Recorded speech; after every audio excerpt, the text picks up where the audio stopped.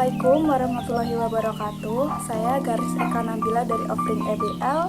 Pada kesempatan kali ini akan membahas mengenai salah satu contoh kasus eksternalitas yang ada di Indonesia, atau lebih tepatnya yang ada di sekitar kita.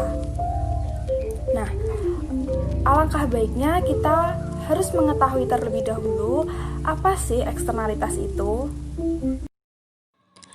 Nah, menurut Albert Marshall, seorang ahli ekonomi asal Inggris, eksternalitas timbul ketika suatu variabel yang dikontrol oleh suatu agen ekonomi tertentu mengganggu fungsi utilitas atau fungsi kegunaan agen ekonomi lain. Dengan kata lain, eksternalitas merupakan efek samping yang ditimbulkan akibat tindakan dari pihak lain. Nah, eksternalitas ini dibagi menjadi dua macam, ada eksternalitas positif dan juga eksternalitas negatif, di mana eksternalitas positif ini membawa sebuah manfaat dan juga berdampak baik bagi masyarakat atau pihak lain. Nah, sedangkan eksternalitas negatif ini membawa kerugian atau membawa dampak buruk. Nah, pada video kali ini kita akan membahas yang eksternalitas negatifnya. Di sini kita akan mengambil contoh yang ada di sekitar kita, yaitu dampak eksternalitas negatif yang ditimbulkan oleh PT Greenfield Blitar.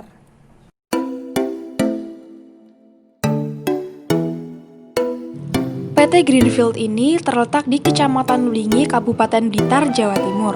Peternakan yang kedua ini merupakan upaya ekspansi dari peternakan Greenfield yang pertama yang ada di Babatan, Malang, dengan mampu menampung lebih dari 10.000 ekor sapi perah di lahan seluas 172 hektar.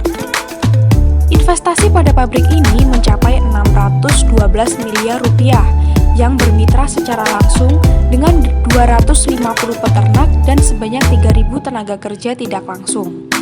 Pada akhir tahun 2020 ini, peternakan ini ditargetkan mencapai kapasitas maksimum 10.000 sapi perah yang menghasilkan sebanyak 50 juta liter susu segar setiap tahunnya.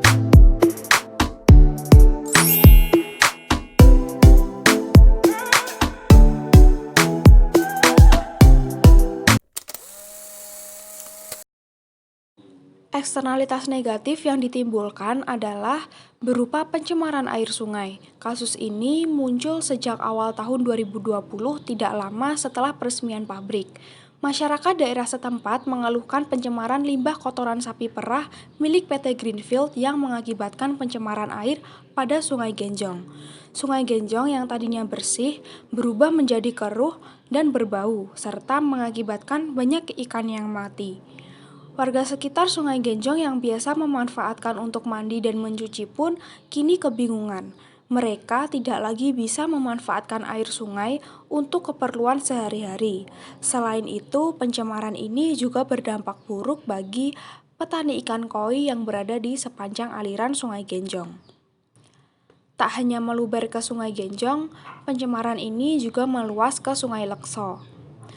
Akibat keluhan masyarakat tersebut, akhirnya Komisi 3 DPRD Kabupaten Blitar melakukan sidak beberapa kali, terutama ketika curah hujan dengan intensitas tinggi yang terjadi di wilayah utara Kabupaten Blitar.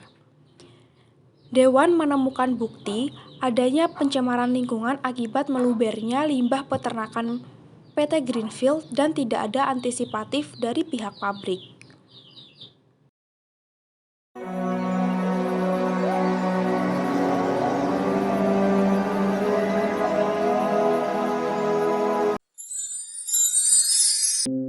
Lalu, apa penyebab kasus eksternalitas ini dan bagaimana solusi yang dapat digunakan?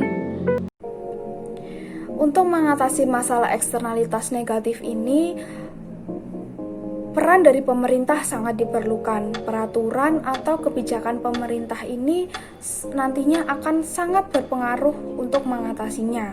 Nah, pemerintah melalui Dinas Lingkungan Hidup harus memperketat perizinan AMDAL. Nah, jika peraturan ini tidak diperketat, maka pabrik akan bersikap acuh terhadap masalah pencemaran yang ditimbulkan akibat proses produksinya. Padahal dampaknya nanti akan sangat mengganggu lingkungan serta kehidupan sehari-hari masyarakat setempat. Kemudian, jika secara teoritis masalah ini dapat dipecahkan melalui sebuah teorema. Nah, teorema ini adalah teorema kuase. Teorema kuase ini menyatakan bahwa solusi swasta bisa sangat efektif seandainya memenuhi satu syarat. Satu syarat tersebut adalah jika pihak-pihak yang berkepentingan dapat melakukan negosiasi atau merundingkan langkah-langkah penanggulangan masalah eksternalitas yang ada di antara mereka, tanpa menimbulkan biaya khusus yang memberatkan alokasi sumber daya yang sudah ada. Menurut teorema kuase ini, jika satu syarat tersebut dapat terpenuhi, maka pihak swasta tersebut akan mampu mengatasi masalah eksternalitasnya dan kemudian meningkatkan efisiensi alokasi sumber daya.